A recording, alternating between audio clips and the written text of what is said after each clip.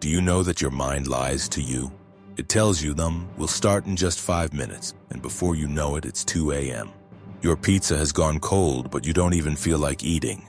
You've been reading for 47 minutes about why pigeons bob their heads while walking. We blame ourselves and say we're lazy, but the truth is your brain isn't broken. It's doing exactly what it was built to do: protect you and keep you comfortable. Your brain avoids anything that feels difficult, uncomfortable, or awkward. But in today's world, comfort doesn't make you successful. It makes you ordinary. The extraordinary people are those who face discomfort head-on. But since the brain directs us toward ease, how do we do difficult things? Today I'll tell you an ancient, time-tested method that rewires your brain so it actually starts craving difficult tasks. This is called the Lotus Method. By the end of this, you'll have a 5-step system that destroys mental resistance, strengthens focus, boosts decision power, and makes you capable of doing everything you keep pushing to tomorrow. Remember, you're not lazy, it's just your brain wanting to keep you safe and comfortable. When you sit to work on a big project, the brain tells you to clean the desk first, and while doing that, you end up rearranging the entire cupboard. When you start studying, the brain says to drink tea first to feel fresh.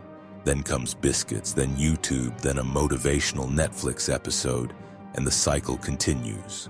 Your brain evolved in a world where humans had to survive lions, hunger, and cold, not build businesses or pass exams.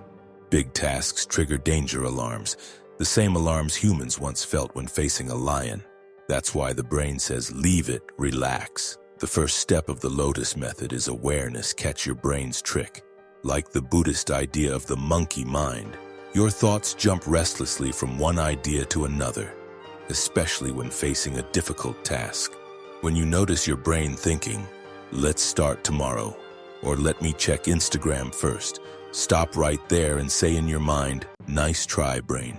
I see what you're doing. Science says that when you identify such mental behavior, your logical brain, the prefrontal cortex, activates, and your emotional brain, the amygdala, loses power. Without awareness, you're playing chess blindfolded against an opponent who cheats. The second step is to go with the flow instead of fighting your mind. Forcing yourself is like pushing a square-wheeled cart uphill. You'll give up quickly. Laozi's ancient Chinese wisdom says to stop fighting the river and learn to swim with the current. In life, that means don't say, I have to finish the whole project today. Instead say, I'll start for just 10 minutes. Your brain sees big tasks as danger, but small tasks don't trigger alarms.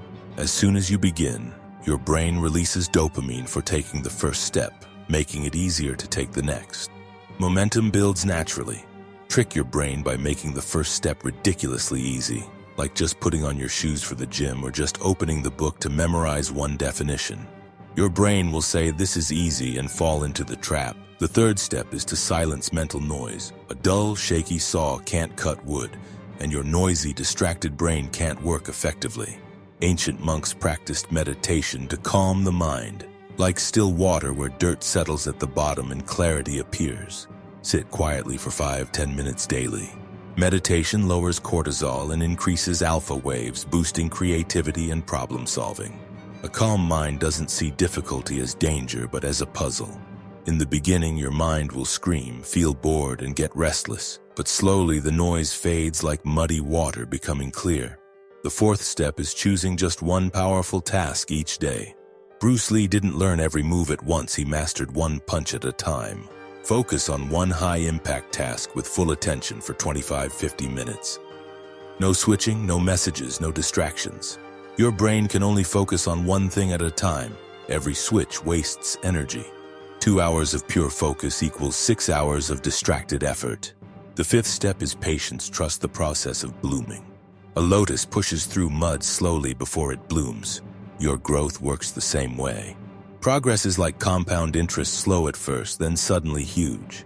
Patience protects you from burnout and builds deep habits. See every difficult task as a petal slowly opening. Don't force the flower to bloom. It will open at its own time. When you follow the Lotus Method, difficult tasks stop feeling like torture and become proof that you're growing. At first, your brain will resist, but with time it will stop working against you and start working for you. And remember, learn something new every single day.